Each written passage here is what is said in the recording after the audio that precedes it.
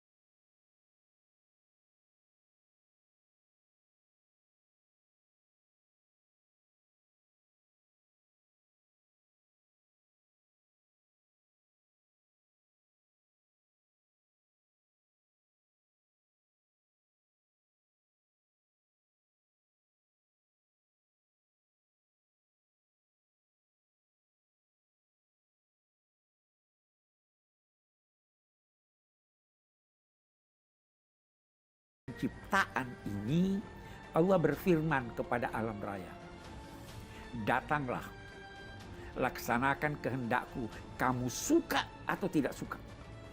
Jadi dia dipaksa tunduk oleh Tuhan. Jadi alam raya nggak punya pilihan? Tidak punya pilihan. Mereka berkata, kami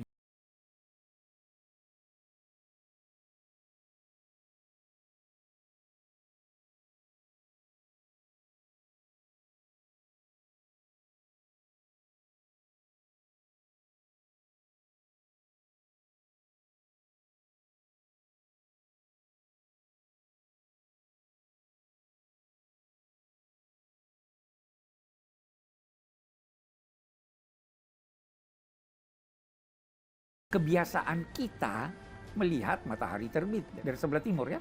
Oke. Kalau Allah kehendaki, dia bisa terbit dari sebelah barat. Air membeku pada saat sekian.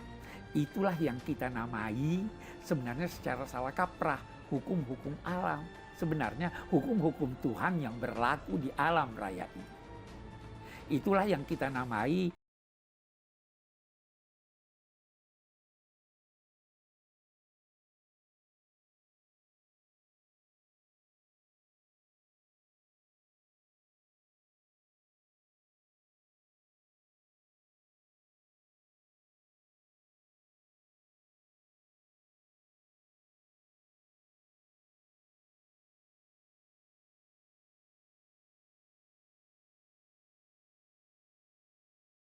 salaman ala Ibrahim. Jadilah dingin dan selamat. Seandainya tidak ada kata selamat, Ibrahim akan menggigil dan mati. Dingin dan selamat. Nah, dari sini pakar-pakar ketika berbicara tentang hukum alam, mereka merumuskan hukum-hukum alam yang kita namai hukum alam itu hanyalah ikhtisar dari pukul rata statistik.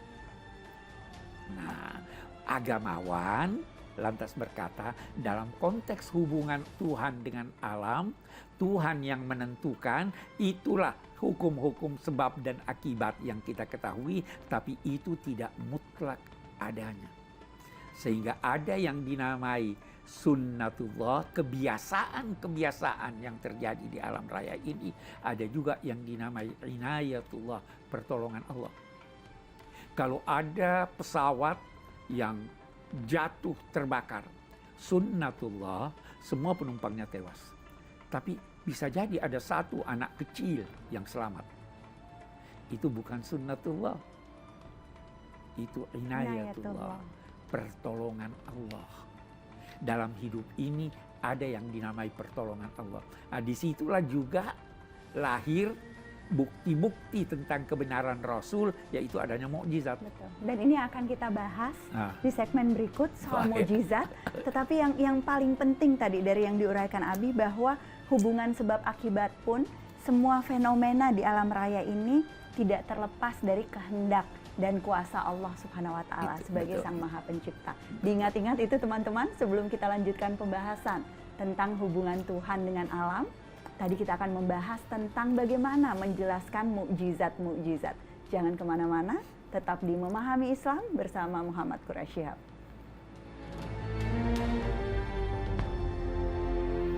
Kita tidak diperintahkan untuk menundukkan alam. Kita dituntut bersahabat dengan alam.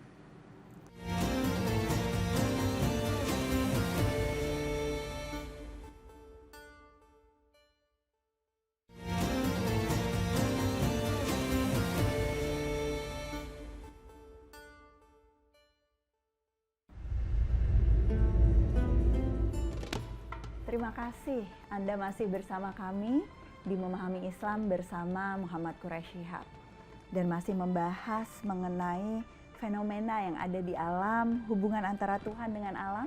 Tadi banyak sekali contoh-contoh tentang hukum alam dan penjelasan tentang sebab akibat.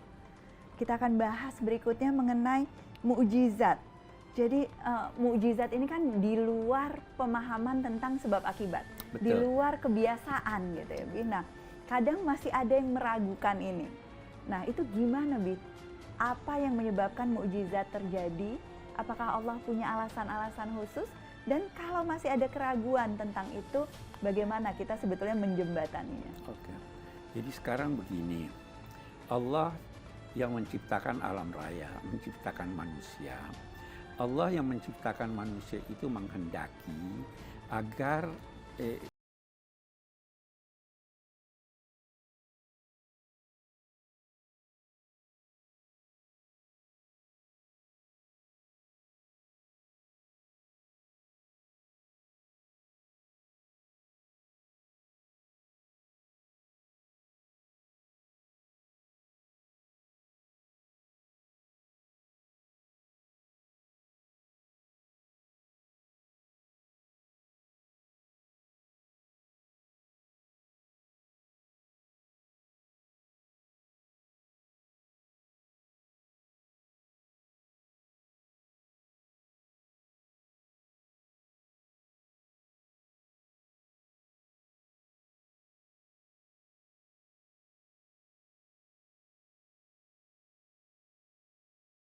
pada seorang yang mengaku nabi sebagai pengukuhan dari Tuhan bahwa memang dia utusan Tuhan.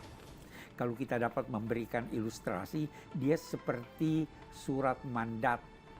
Karena itu biasanya mukjizat para rasul itu sesuai dengan keahlian masyarakatnya. Betul. Nah, dalam konteks Nabi Muhammad, mukjizat terbesarnya itu adalah Al-Quran. Bagaimana Al-Quran ini disampaikan oleh Nabi Muhammad dengan susunan bahasa yang ditantangkan kepada semua manusia sampai akhir zaman. Kamu tidak bisa menyusun semacam Al-Quran, apalagi dari seorang yang tidak pandai membaca dan menulis. Betul. Nah, itu mukjizat. Luar biasa. Jadi pilihan akan mukjizatnya pun disesuaikan dengan tantangan masyarakatnya. Ella ingin kembali sedikit, Bi. Tadi ada mukjizat kaitannya dengan hukum Allah yang dijadikan di luar kebiasaan demi para rasul. Tetapi kita sebagai manusia, pada saat kita berinteraksi dengan alam yang diciptakan oleh Allah Subhanahu wa Ta'ala, itu kita tentu tidak hanya mengharapkan mukjizat, kan? Ya, betul. Kita punya peran kita sendiri. Kita punya peran apa sendiri. tuntunannya dalam konteks itu, Bi? kita tidak bisa memberikan mukjizat. Sekarang mukjizat dalam pengertian istilah tidak ada lagi karena sudah terhenti Nabi. Tetapi kita berperan mengikuti tuntunan Tuhan. Mari kita lihat bagaimana. Kita baca dalam Al-Quran, misalnya dia berulang-ulang kita temukan perintah berjalanlah di permukaan bumi. Betul. Telitilah bumi, lihatlah bulan, lihatlah matahari. Pelajarilah bagaimana hujan turun. Dengan mempelajarinya, kita mengetahui rahasia alam. Lahir teknologi. Betul. Kalau kita tidak mempelajari alam, tidak akan lahir teknologi. Kita tidak akan bisa membentengi diri kita dari alam itu sendiri ketika dia murka. Betul. Nah, jadi agama di sini memerintahkan kita memelihara alam, memelihara lingkungan, dalam saat yang sama mempelajarinya untuk memperoleh dari upaya kita mempelajarinya itu, memperoleh rahasianya untuk kita manfaatkan dalam kehidupan dunia kita. Itu yang dikehendaki dalam konteks hubungan dengan alam. Satu lagi yang Abi ingin katakan, kita tidak diperintahkan untuk menundukkan alam. Kita dituntut bersahabat dengan alam. Menundukkan alam itu artinya kita bisa berlaku sewenang-wenang. Betul. Tapi kita bersahabat sehingga kita menumbuhkan, memperbaiki apa yang rusak dan tidak menghabiskan sumbernya, tetapi kita memeliharanya agar supaya generasi berikut itu terus-menerus dapat memanfaatkannya. Betul. Itu tugas kita. Itu pesan yang sangat penting. Jadi jangan mengharapkan mukjizat, tetapi justru ikuti tuntunan dari Al-Quran untuk memanfaatkan alam. Betul. Menjaga alam, menjaga keberlanjutannya, dan semua potensi yang diberikan oleh Allah itu sebetulnya bukan untuk mengeksploitasi ya, Bi. Bukan. Perintahnya adalah mengeksplorasi, perintahnya adalah mempelajari tentang alam. Nah, masih ada beberapa hal yang akan kita bahas tentang alam. Jangan kemana-mana, kita akan lanjutkan proses belajarnya tentang Tuhan, hubungan manusia juga dengan alam, tetap di Memahami Islam bersama M. Quraish Shihab.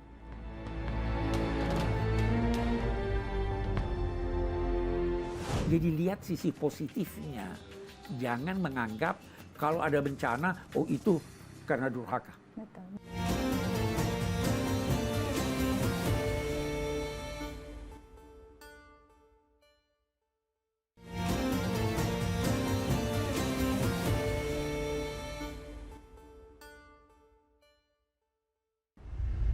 Terima kasih masih di Memahami Islam bersama Muhammad Quraish Shihab. Dan topik hari ini itu topik yang dekat sekali sebetulnya di hati saya, tentang alam, tentang lingkungan, dan pesan Abi tadi di akhir segmen untuk kita terus menjaga alam, bersahabat dengan alam. Nah, Ella ingin elaborasi, Bi. Pada saat dikatakan menjaga alam, bersahabat dengan alam, itu apakah tuntunannya itu kita hanya melihat alam yang ada di sekeliling atau sebetulnya alam semesta?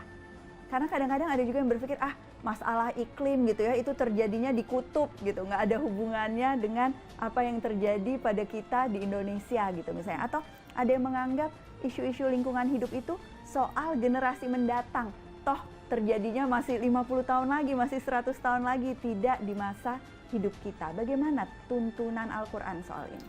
Iya, salah satu ayat yang Abi teringat itu, wala tufsidu fil ardi ba'da islahiha. Janganlah melakukan pengrusakan di bumi setelah Allah memperbaikinya. Dulu sebelum manusia ada, alam ini rusak. Allah perbaiki. Tugas kita adalah memelihara alam sehingga fungsinya untuk makhluk, bukan hanya untuk manusia. Fungsinya untuk makhluk itu berjalan sebagaimana apa yang dikehendaki Allah. Dari sini kalau kita mau lebih lanjut lagi, itu dulu ulama-ulama berkata ada 5 tujuan kehadiran agama. Memelihara agama, memelihara jiwa, memelihara diri, memelihara akal, memelihara harta benda dan keturunan. 5. Sekarang ada kecenderungan menambah satu lagi, memelihara lingkungan. Betul. Dan lingkungan itu bukan hanya yang ada di sekitar Anda. Memang yang terpenting dan yang utama pertama kali, Yang paling dekat. jangan jauh-jauh. Rumah, karena itu berpengaruh. Memboroskan air di rumah itu bisa mempengaruhi orang lain, kekurangan air. Demikian seterusnya. Jadi tugas kita dalam konteks alam ini, kita dituntut untuk karena itu nanti kita temukan dalam Al-Quran, misalnya dalam hadis Nabi, jangan boroskan air. Salah satu sekarang yang sering kita dapati, memboroskan air. Betul. Waktu seorang sahabat Nabi wudhu pakai air sebanyak-banyaknya. Kata Nabi, kamu mubazir. Loh, apakah dalam beribadah juga, berwudhu juga ada mubazir? Dia bilang, iya, walaupun kamu mengambil wudhu di sungai yang mengalir. Tetap Jadi semuanya harus ada dijaga. kadarnya, semuanya ada ininya. Itu tugas kita dalam memelihara alam raya ini. Dalam kondisi sebaliknya, Bi, ini ada pertanyaan dari penonton setia kita. Ada yang mengatakan jika ada musibah alam, maka itu disebabkan oleh dosa manusia, sehingga bencana alam itu tanda bahwa Allah sedang murka. Jadi memerintahkan alam untuk memperingatkan manusia. Apakah ini benar, Bi? Apakah ini hukum alam atau bagaimana? Ada benarnya, tetapi tidak selalu demikian. Memang hubungan antara makhluk-makhluk ini saling berkaitan. Sehingga kalau manusia, kita jangan jauh-jauh, menebang pohon yang terlarang menebangnya bisa menimbulkan banjir. Banjir ini siksaan buat manusia.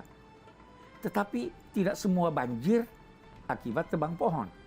Nah, karena itu ulama berkata ada bencana alam akibat dosa manusia, dan itu yang disebut dalam Al-Quran, telah nampak kerusakan di bumi dan di laut akibat ulah manusia. Tapi ada juga bencana alam yang kita namai bencana alam, tapi itu untuk kemaslahatan manusia. Tidak semua gempa itu terjadi karena ulah manusia. Boleh jadi Tuhan menghendaki terjadinya lempeng bumi dan nampaklah tanah menjadi lebih subur. Jadi lihat sisi positifnya. Jangan menganggap kalau ada bencana, oh itu karena durhaka. Dan jangan juga menganggap bahwa Allah semata-mata murka ingin menyiksa manusia, ya, Bu. Sama sekali tetapi tidak. melihat hikmah yang ada di balik itu. Ya. Itu pesan yang penting juga untuk kita, teman-teman. Dan sekali lagi tadi, alam raya ini diciptakan bukan kebetulan, tetapi memang ada fungsi-fungsi dari terciptanya alam raya. Ada potensi manusia yang dengan sengaja Allah menitipkan kepada kita sebagai manusia untuk menjaga alam ini. Ada hukum-hukum alam yang